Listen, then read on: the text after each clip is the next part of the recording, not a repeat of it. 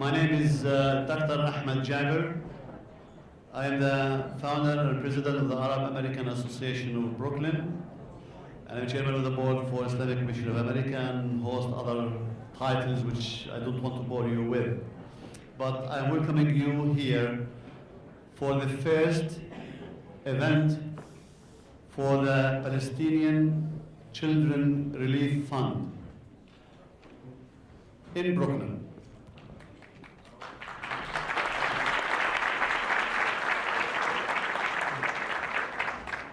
Palestinian Relief Children Fund is an organization, United States American registered organization 5031C, and they are working for the Palestinian children to bring them over to the United States so they will provide care, medical care for them, which is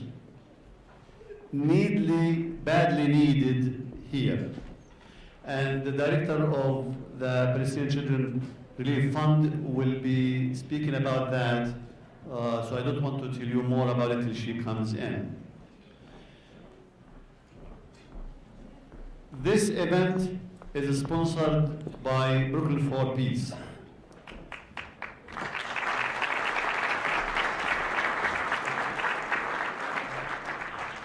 And co-sponsored secondarily by the Arab American Association of New York and other organizations locally, including Beit al-Maqdis Islamic Center, Mus'ab bin Umair, Arab Muslim American Federation, Dawood Mosque, Pharmacy on 5th, and other examples like NAMA, National Network of Arab American Association, New Jersey chapter, as well as individuals who are donating their time and effort for that. Mr. Azam Obaid, Bassam Amin, a pharmacist, as well as the Muslim Holiday Coalition Group, and some other names which I will mention later on when I have all the details. But because of that, this event is successful, and thank you for coming and the support. So now, we're producing the Naomi Allen, the Brooklyn for Peace Board of Directors.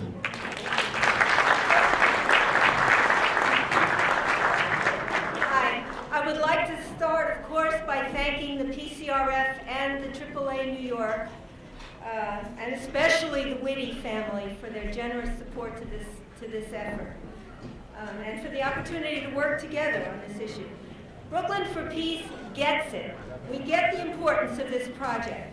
Israel's policy of denying Palestinian children and other Palestinians freedom of movement and means that they can't get access to critical medical care. Pcrf brings them that local specialized medical care so they can also be near their families when they're being treated.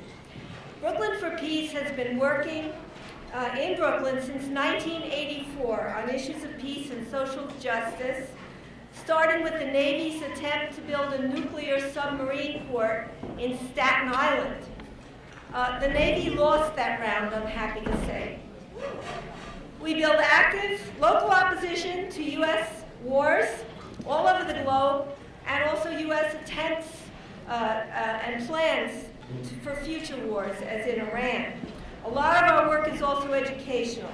If Americans knew how much of their budget, of their social wealth, is frittered away on local and international military projects, they might be less patient with the argument that there's no money available for the pressing social needs they have. Brooklyn for Peace is glad to be able to help Pcrf expand its capacity for caring for sick and injured Palestinian children, which is especially urgently needed right now after Israel stepped up its military and ground and air assaults on civilian populations in Gaza. But even before the military escalation in the occupied Palestinian territories, according to the World Health Organization, Israel denied or delayed permits for 33,760 patients for health treatment in 2011 alone. I just want to end by reading a couple of brief messages from people who couldn't be here from two Jewish groups that have broken with this uncritical support to Israel. The first is from Rabbi Ellen Lippman, the leader of Kolot Hayenu, Voices of Our Lives, a synagogue in Park Slope. She writes, "We wish you much luck with the event. Kolot Hayenu sends its support to the Palestine Children's Relief Fund and greetings to all in attendance at this special dinner." The second message is from Donna Neville of Jews Say No, a group that formed during the 2008-2009 assault on Gaza in order to demonstrate that the Israeli government does not speak for all Jews. She writes, "Jews Say No applauds the work of the Pcrf and Brooklyn for Peace and the Arab American Association of New York. We honor your commitment to justice and to making sure that the children of Palestine receive the medical care and support that they need and deserve." I hope tonight will usher in a long era of cooperation and collaboration among our three groups. Thank you.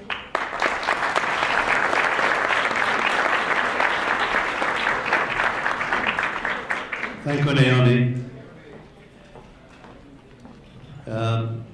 With us also some important people who are activists as well as sponsoring this event, and among those are Mr. Asad Jabara. Thank you for your contribution. We have a Gay family who sponsored 3 tables. Thank you for the and we have Peace Action of New York State among those who are actively involved in this.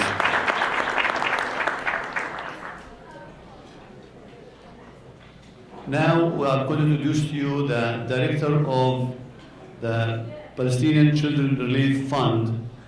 This is Noura Wisnant, to give you all the details about the activity of this beautiful and strong organization.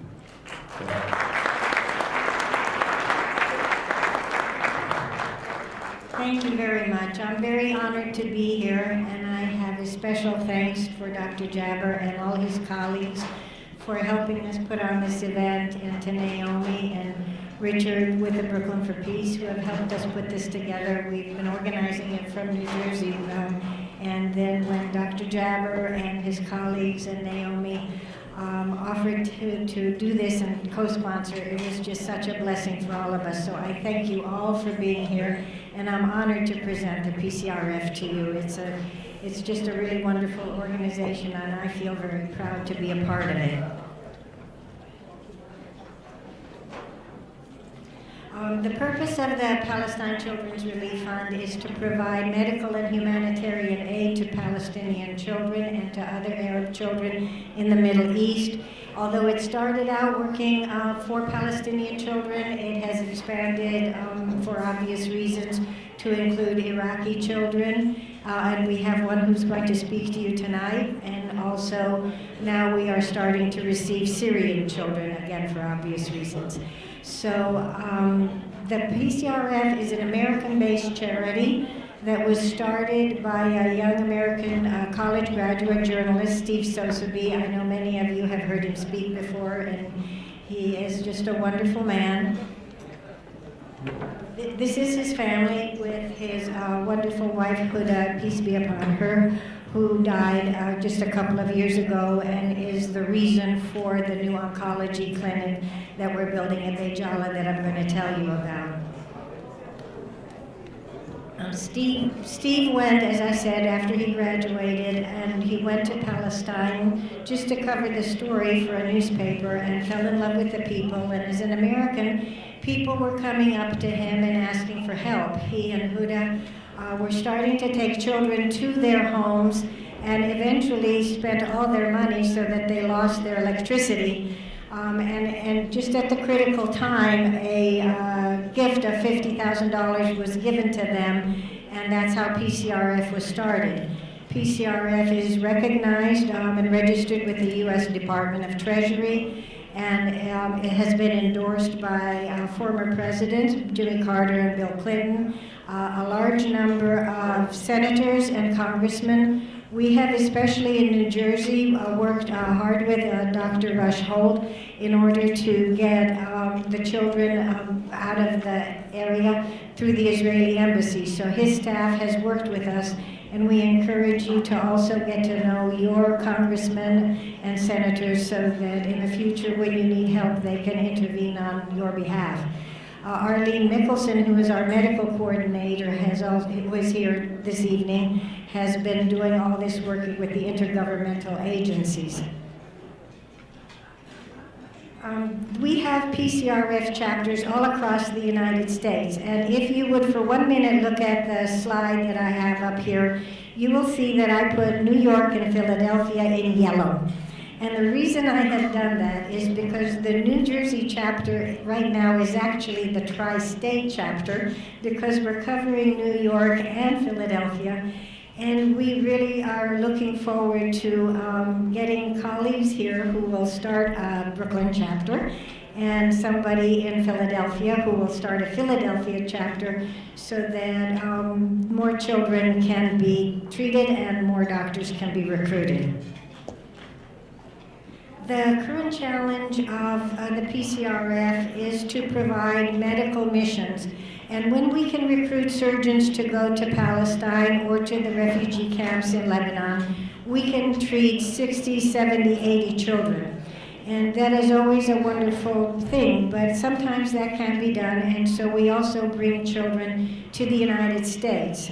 It's obviously much more effective to send a team there, but it's a blessing for us to have the children come here so we can meet them and be inspired by their dignity and the way they handle the incredible suffering that their families are going through. The other thing the PCRF is doing is through teaching and helping to recreate the healthcare system in Palestine. This is just a recent, I was going to originally just present the cancer clinic because it's such a huge change for the area, but because of everything that's been happening in Gaza, I wanted to give a little bit of background of PCRF in this area. This is just a recent photo from the BBC, and as you all know, I don't need to preach to the choir, but you all know what is going on there and the difficult circumstances under which all NGOs are working. The current casualties are placed at more than 162, and those people and the children we can't help, but we can hopefully provide comfort and aid to their families. What's important now and where we need to focus our energies are on these new children among the injured. And this is where PCRF has always come in to help the injured and also to help support the families. The hospitals are also completely out of supplies there, so this is another area besides just treating the children that we need to focus on. The death toll in 2009 was very high, as you all know, and you might say, why am I bringing that up right now? But if you look at the numbers in yellow, this is what the children that we're still working with. We have children who are coming with burns and leg amputations and everything from 2009 that still need prosthetics. So this is not something that's from the past. PCRF has a long list of children who need help from 2009 and all the years in between, and now the new children that will be coming for aid, and also from Syria now. We have a couple of children from Syria who just arrived in Chicago. This is the type of circumstances under which the social workers for PCF are working. They have to go from one area to the other with the same difficulties that the Palestinians who are living there are dealing with. So the social workers are trying to identify children and get them the help they need. We have a very, very long waiting list of children who are waiting for either a surgical team to come there or for the child to come here. The medical crisis in Gaza, I don't need to really go over. You all know that there is water shortage and malnutrition. The borders are closed, families are marrying closer within the same bloodline, so that we're seeing a higher incidence of birth defects. The malnutrition, the disease is just rampant. Pcrf is dealing also with birth defects.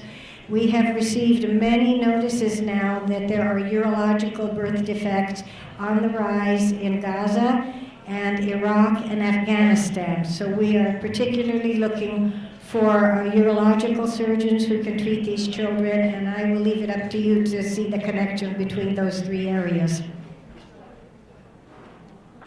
The types of surgeons that we are specifically looking for are listed on here and include, as I said, urologic surgeons, any kind of pediatric surgeon, orthopedics, hand surgery, plastic and reconstructive for the burns.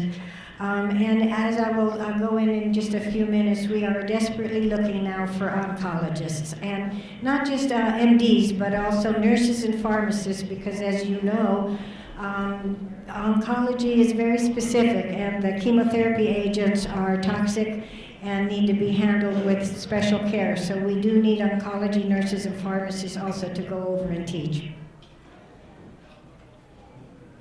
We have brought over 1,100 children to be treated in the United States, and this past year has been super busy. And so we are hoping that if there is a Brooklyn chapter, we will find people with open hearts who will take these children in and also help the host family.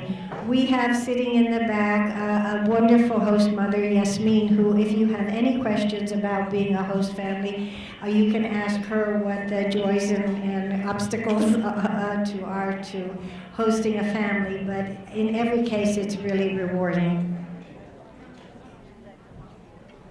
If you are interested in where money goes to support the Pcrf, you can see again, having a child here is roughly $2,500, depending on how far they have to go and where they're coming from, and if the mother has to come along if it's an infant.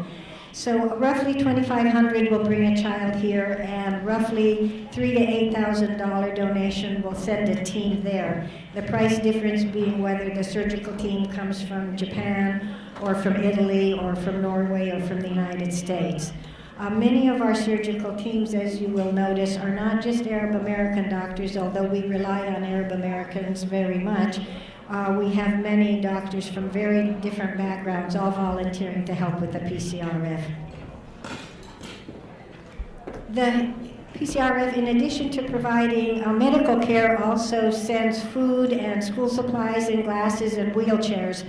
As you know, there was at one point an estimate that 30% of Gazans have been in need of wheelchairs. They're either missing legs, shot in the back, or in the knees, especially if they're men. So wheelchairs have become a high priority of shipment, as well as food. All supplies, except for the wheelchairs that we provide, have to be bought in Israel, but then they are allowed through the border. And often we work in collaboration with ANERA, whose trucks we use to send the shipments in.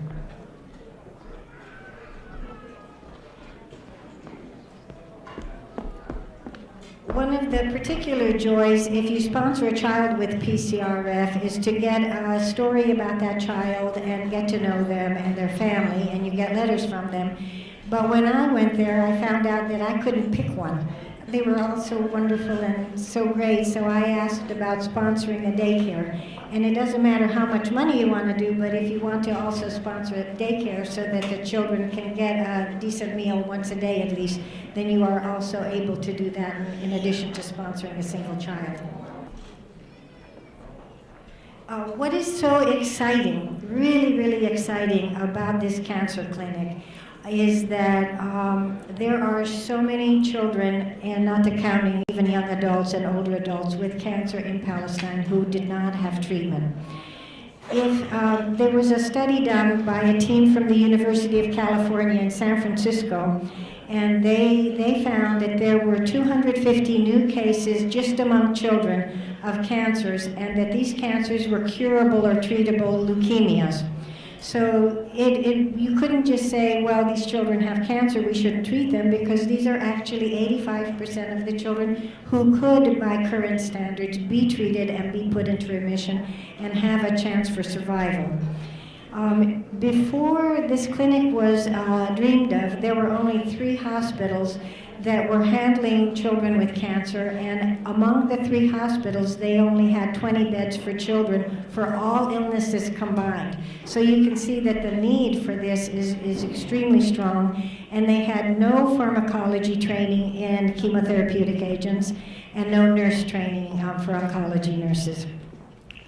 The Palestinian Ministry of Health was spending $10 million a year to treat 1,000 children with cancer abroad, either in Israel or Jordan or other countries that would take them, including sending them to Augusta Victoria Hospital in Jerusalem. Augusta Victoria is a private hospital.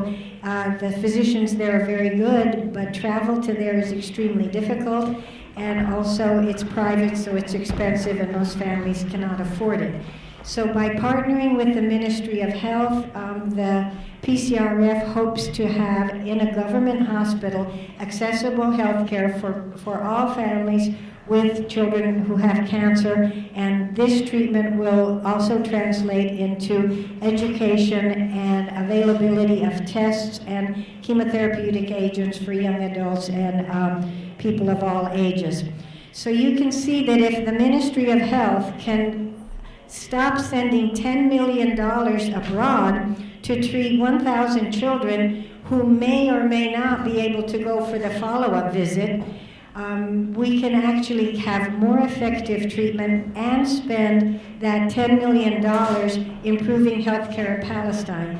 So this is why it's so exciting to have this project to go ahead, because we hope that it is going to change healthcare in Palestine.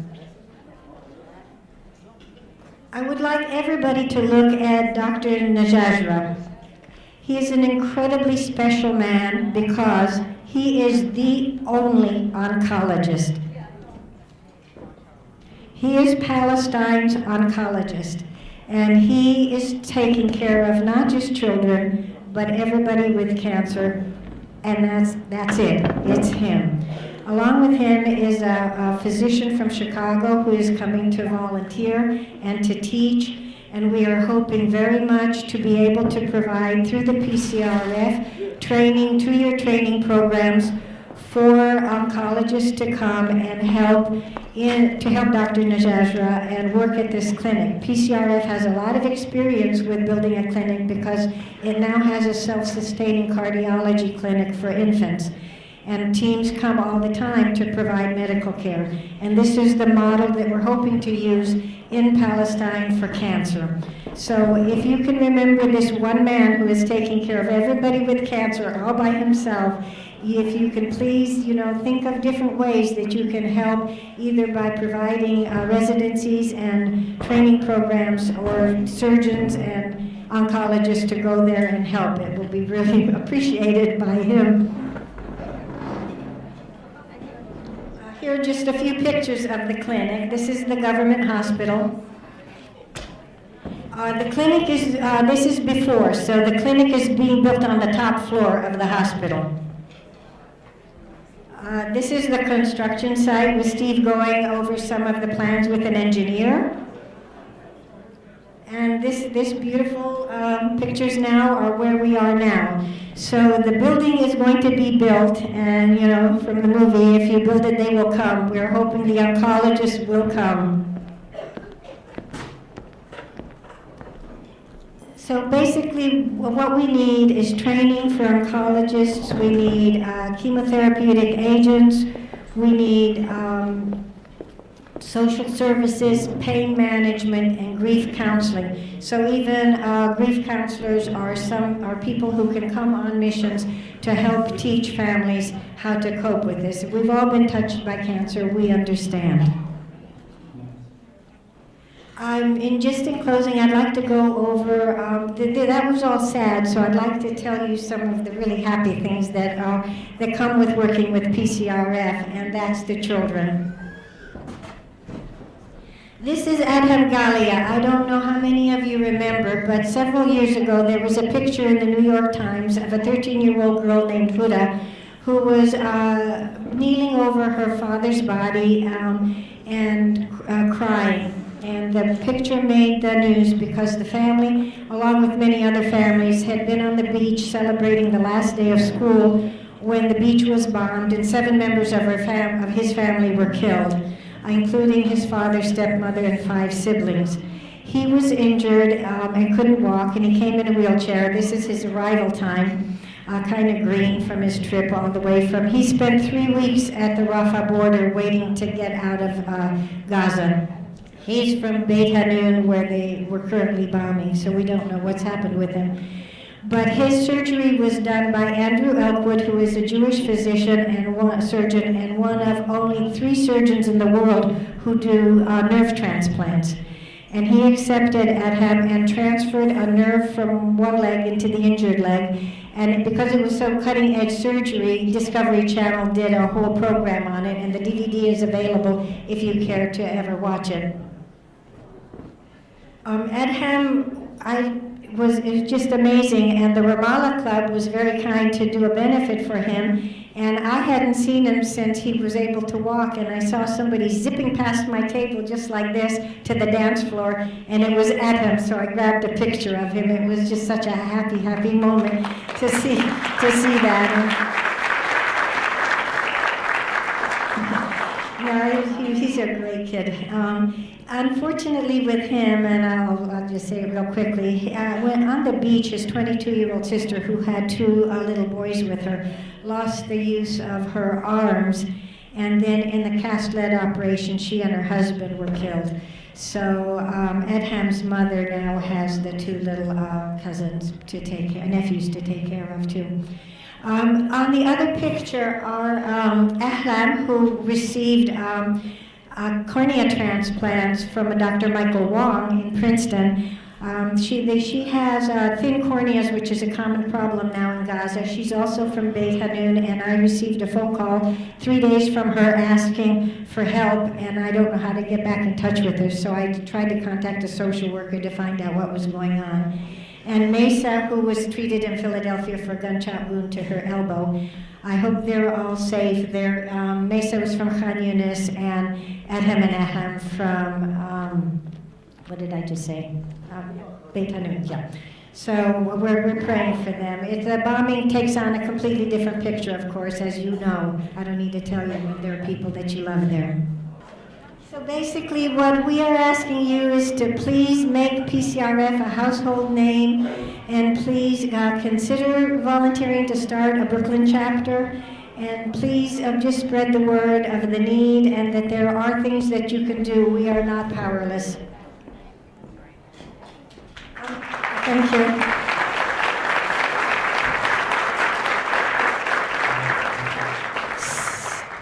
Zahra Al-Sadi came for surgery for 3 times. She was first treated by Doctors Vincent Vance Moss, who are twins, and then she came back and she was treated in Baltimore now, and she will have to come back 1 more time for surgery. This is the urologic surgery that I told you is very common now in Iraq, Gaza, and Afghanistan. And she wanted to thank everybody, so if it's all right with you, she prepared a little speech for you. Here is Zahra Al-Sadi, and Hafitha, who will translate for her.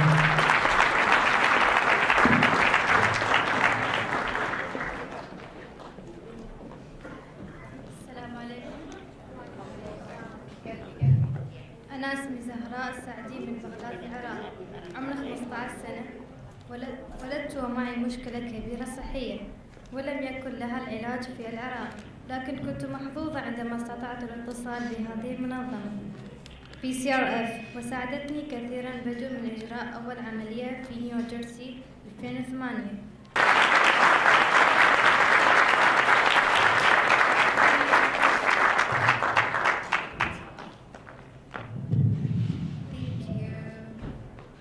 Hello everyone, my name is Hafida Daria and I'm going to say exactly what Zahra just said, just in English, for those of you that don't understand Arabic. This is Zahra al-Saadi from Baghdad, Iraq. She's 15 years old and was born with a complicated medical condition that was not treatable in Iraq. However, she was very fortunate to have Pcrf arranged for her first surgery that took place in New Jersey in 2008. In 2010, Pcrf invited Zahra back to perform some additional tests, and she stayed for 2 months. Based on these test results, Zahra has returned for a third time this year and had surgery at Johns Hopkins Hospital. She is delighted and honored at this occasion to thank Pcrf for all that the humanitarian organization has provided her with, a service that she will never forget her entire life. Her thanks are for all the people and families that helped and accommodated her in this journey. Mr. Ziad Turki and family, Mr. Kanaan Hudhud and family, Ms. Kim Jensen and her husband, Mr. Zahi Khamis, the Hudayfi Madhar family, Ms. Nora, Ms. Nuha, and Ms. Arlene. Many thanks to the medical team, Dr. Gerhard and Dr. Eivler.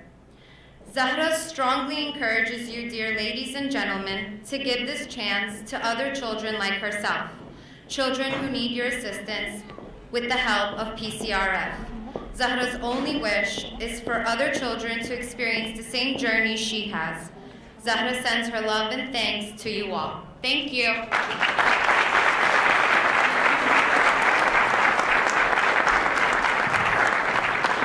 Don't you love her? And now I would like to introduce Shadi Zayub, who will just give you just a very, he's a Pcrf success story. And please welcome Shadi Zayub. Thank you.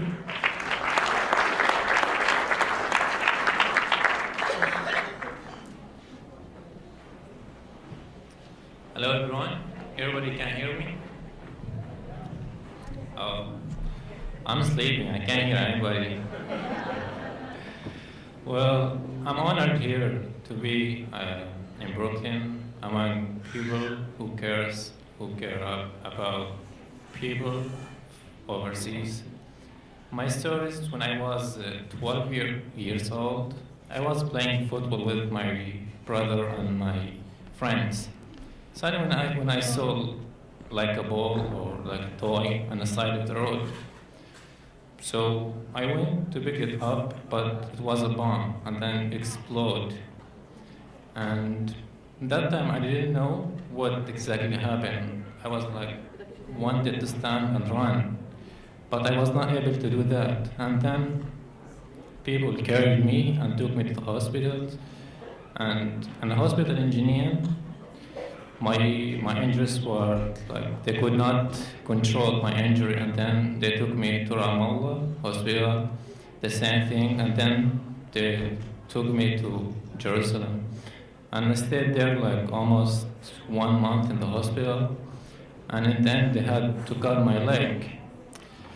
So after 1 year or almost like 9 months, I had a leg in Palestine, but it was heavy to walk with it.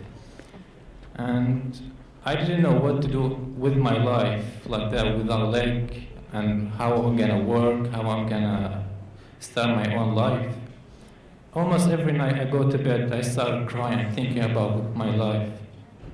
And one day I received a call from Pcrf and explained about the Pcrf and what they do. And they asked to see me and examine my situation. And 2 months after, they sent me to Phoenix, Arizona to have medical care and get my new leg. And the host family there was John Habib, is right there.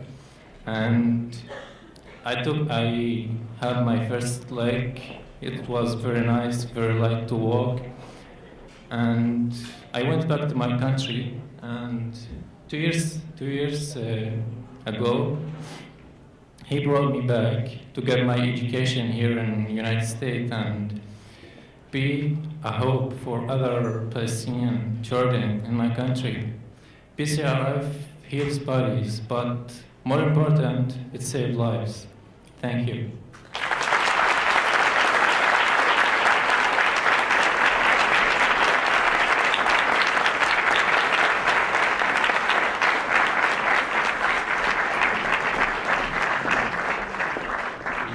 Moving story.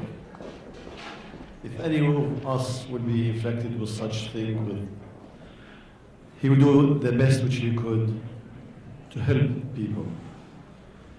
And you can't put a human face on the sufferings of the Palestinian children who are subjected daily for such incidents. Okay, since we decided the Nikis should be doing it now so that you will not sleep and you will not leave before you hear him, because he is really a very important person. And you can't believe how did we get him to be here. Mr. David Wildman, Executive Secretary for Human Rights and Racial Justice for the United Methodist Church and Regional Secretary for the Middle East, Afghanistan. He has served on the steering committee of the United States campaign to end the Israeli occupation for the past 12 years. And he is the served on the steering committee for 22 years. Mr. Wildman works closely with Palestinian human rights organizations and also does corporate accountability related to these issues. Please welcome Mr. Wildman.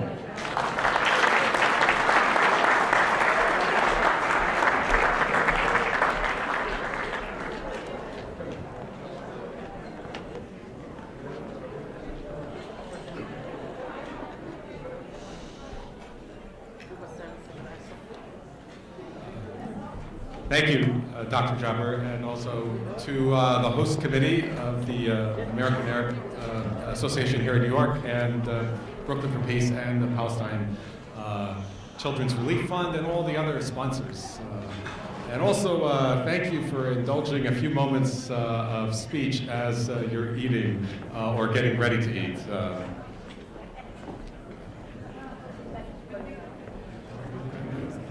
Good? Thank you. I want to just share a few thoughts about our time together here and the importance of the work on behalf of Palestinian children and children throughout the Middle East. I think if there was an opportunity of an awkward moment for keynote speakers, it's always when one has lots of food before us and good friends and long-lost acquaintances right nearby to then pause and hear a few words. So I will try and deliver on that here tonight. I first became involved with the issue of Palestine in 1982. It was 30 years ago. And it was when I was active in the peace movement. I've been active in peace and justice work all my life. And those of you here from New York may remember that in June of 1982, there was a massive mobilization of 1 million people that showed up in Central Park to protest nuclear weapons. And 1 week before that event, yes, how many were there? Anybody there? All right, a few of us.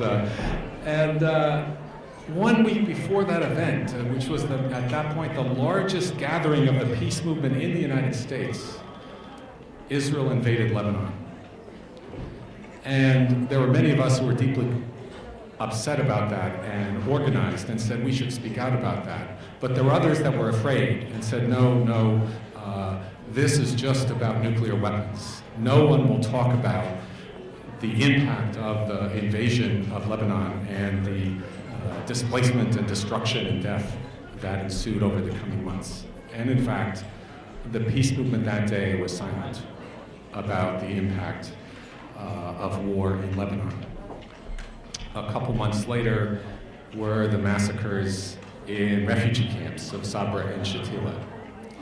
And just before that, there had been a ceasefire, and folks may remember that the UN and the international community brokered a ceasefire that gave safe passage to the PLO out of Beirut.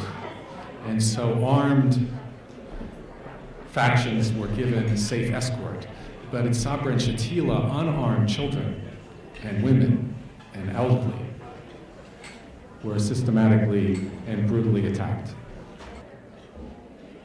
I realized that for those children in those camps in Sabra and Shatila, they weren't being political, but politics came to them in deadly ways.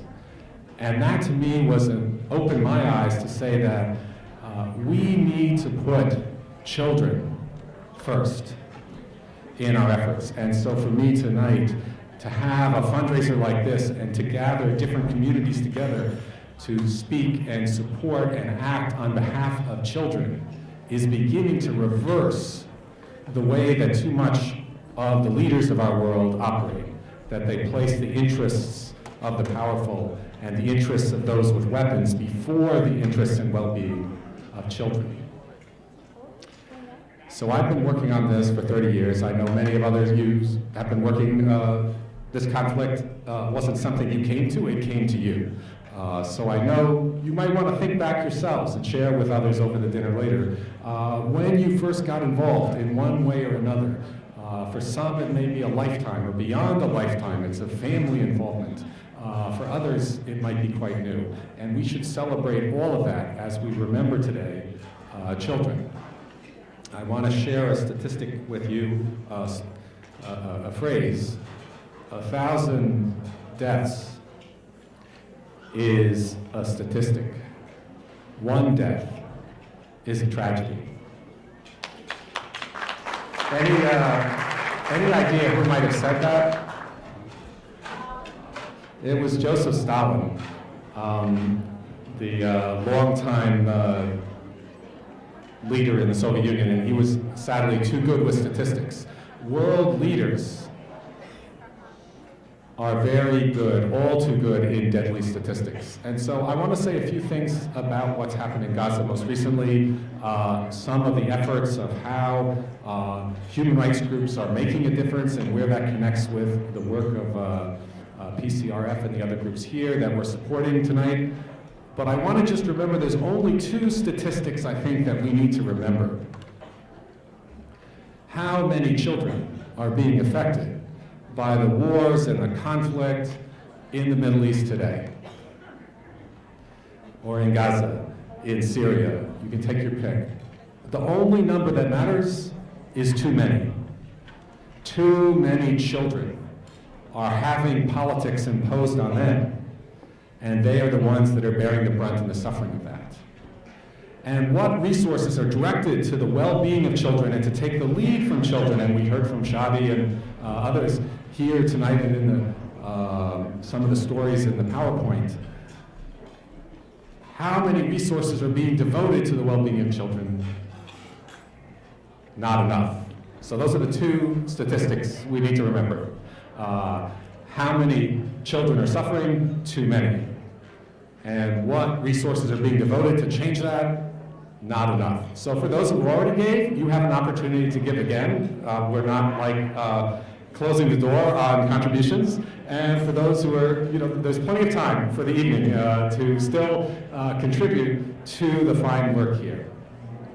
So what's happened in Gaza? I was just a couple weeks ago, right before the latest assault on Gaza in Jordan, meeting with Palestinian refugee organizations.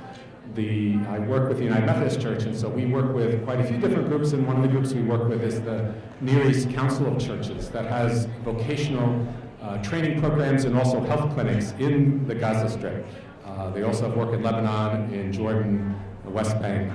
And I met with several of the folks from Gaza, and this was literally days before the latest round of bombardment had happened. In their clinics, they are one of the only programs that are able to do prenatal and neonatal visits, home visits to families. And have met with lots of women and children. The next week, I got emails from them saying they were there and getting ready and trying to redirect the resources of their well-baby clinic to the conditions of what was happening in their neighborhood for folks who couldn't get to hospitals because of the bombardment. And again, politics came to the clinics. In 2008, 2009, one of the clinics of the Near East Council of Churches that was serving folks during Operation Cast Lead was hit by one of the Israeli missiles and destroyed. Thankfully, no one was there. They said there was someone upstairs in the building that was the problem. And again, politics came to that clinic that day. The staff found a way to reopen, relocate, and never stop serving the community. That's the kind of dedication that we have in the health care community. Now, in Gaza, I think we can talk about relief efforts, but as many of us know, we have to understand that this is one of the few places in the world where a humanitarian crisis was intentionally created. That when you block farmers from going to their fields, and when you block fishermen from going out to get fish, when you block access of folks to use ambulances to get to medical centers, that is not a place that should have a humanitarian crisis, but one where a crisis has been created by politics. So we're just trying to get the politics out of the situation by addressing the needs of children and young people in Gaza, in the West Bank, with this oncology center as well. I want to say a word about access. Folks have heard a little bit about that. Many of you know. 2 weeks ago, right before Thanksgiving, when Israel assaulted Gaza, I was actually in Afghanistan. And part of the work that I do in Afghanistan is also supporting health projects there. In many parts of Afghanistan, there is no electricity. There has never been electricity. And there are no roads. So access to health care is a huge problem apart from the military operations that are going on there. Just getting to a health clinic, and then whether the health clinic has electricity or not to operate its equipment. They may need a generator. Well, in Gaza and in the West Bank, you have an infrastructure to serve the needs of people. It's not fully adequate, but there are hospitals. But when you bomb a power plant that cuts off the electricity, then Al-Awda Hospital and other hospitals across Gaza have been facing, do we have enough power to refrigerate the medicines, to run incubators, to run the equipment needed for surgery? The equipment is there. And that is the way in which politics has imposed itself upon a health system to create a humanitarian crisis. And to me, what's so important about our coming together tonight is that we are saying, no, health should be first. The well-being of children should never be compromised by political leaders. And that's the thing that I think we have to say. And that's not a political statement. That is a moral and human statement about the well-being of our future leaders, the children. So what's happening there? Just a couple other, I do want to share some statistics that are less well known. The situation of water and the situation of sewage is really, you could end all of the political problems in Gaza today, but 90% of the water is undrinkable, and within a few years, if nothing is done to turn it around, the whole aquifer that's under there, and it's quite a large aquifer under the Gaza Strip, will become unusable for the foreseeable future. And so that's not just a suffering and problem for today's generation, but really a health crisis for future generations as well, that we need to work now to make a difference. I've visited Gaza several times, and one of the most ironic things that I saw was these open wastewater treatment areas, and folks around New York, we've seen wastewater treatment things nearby as well. There were communities that were actually at a lower elevation than the wastewater. Okay, yeah, I'm trying to, thank you. In a number of cases, these wastewater containment areas have been breached and sewage has run in and contaminated not only the water but the communities. When the electrical plant and the power generators are cut off, the capacity to treat waste is done. You can't do that without power. And so the targeting of electrical plants has been a horrendous health impact for the whole community in terms of lack of sewage, lack of clean water, lack of fuel to operate the hospitals and the clinics. So these are things that we need to mobilize together. And what I want to say about the gathering tonight that is so exciting for me and why I'm so glad to be a part of this here is we bring together groups from the community that are working in medical and healthcare, that are working in advocacy, that are working with different constituencies and communities here around Brooklyn and the New York area. And that to me is a sign of our future. That's what's turning things around and slowly mobilizing world community to say, we need to put the priorities of the civilian population of children first and put an end to this greed and violence that has been displacing and disrupting the lives of Palestinian children for way too long.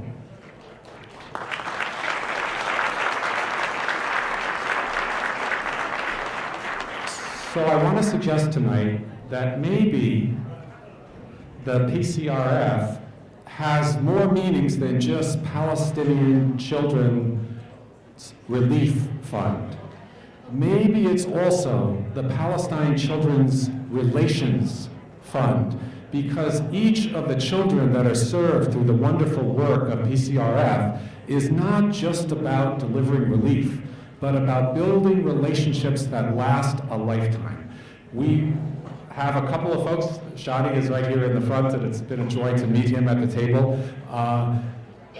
But each of these is a doctor, a medical team, a community, donors, and children and families that are coming together. And that's what will change things. And as we look at the assault most recently in Gaza, that's slowly beginning to impact the media and beginning to impact even political leaders to say that relationships are more important than crass politics. So think of the lasting relationships that started around these tables and through this work for folks who've been involved with Pcrf and the other organizations for 20 years, and for those who are coming maybe for the first time. I mean, I'm just wondering, how many here are for the first time for some kind of work with Pcrf? Do we have some folks here that's... All right, so check in, those of you who didn't raise your hands, make sure you invite and say hello and welcome all the folks that are here for the first time. So what do we do about this? I want to share a little bit of work that the United Methodist Church has done. For decades, we as a denomination, like many other human rights organizations and religious organizations, have said that sending weapons to the Middle East is not the right way to go. That is something that has to stop. It's a little bit like trying to put a fire out with gasoline. It will not go out, it will get worse. And we've often tried to say, you know, what Israelis need to do is this, what Palestinians need to do this, what the US government needs to do is this. And when we gathered as a church, and 40% of our members are in Africa, in Europe, in the Philippines, it's a global church. When we gathered last May to discuss what to do, the number one peace and justice issue that we devoted time to in our 2-week gathering was Palestine. And for 3 hours,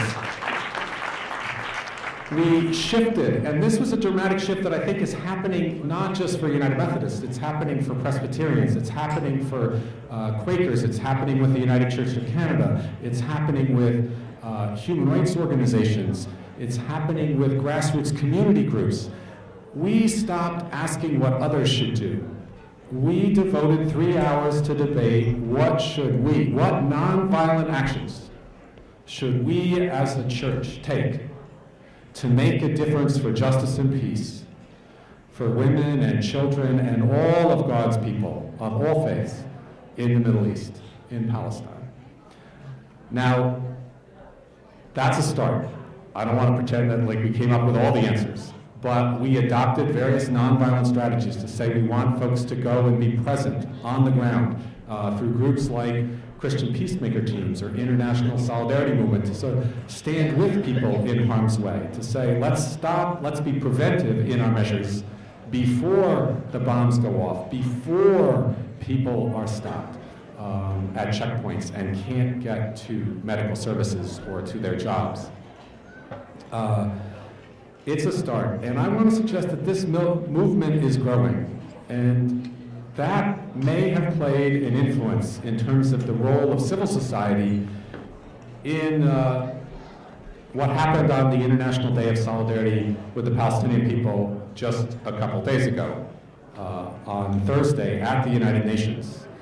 I think that there was an opportunity to say what to do, and I don't want to weigh in on what folks think about the particular vote that day, but there was, for a chance and for a moment, the world community saying, we should join, put aside politics, we should join and recognize the humanity, respect, and dignity that Palestinian people have had denied for decades. Now, there's still a struggle. I don't want to pretend that one vote. Suffering and injustice has never ended by a vote. It's always ended by hard work of communities like ourselves here. But every once in a while, political leaders stop and listen to the priorities of communities. And that's what I hope that we can be about tonight in the ongoing work of the organizations that are the sponsors and the benefit that we're contributing to Pcrf this evening. So I want to close just because I know folks are hungry, you want to finish up, and there's some music, to say that maybe there's a third way of understanding Pcrf, not just relief, not just relationships that build, but relations has a couple of meanings in English. Palestine Children's Relatives Fund. Because as we give money and as people give time, as we connect in this work with those who are suffering and in need, we are becoming a larger family of God's children, here and there, near and far. And here in Brooklyn, it's very exciting to see the sort of family relations that are building between the sponsoring organizations and everyone that's here tonight.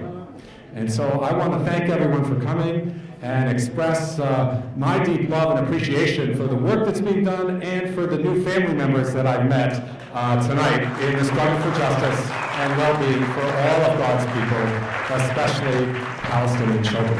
Thank you.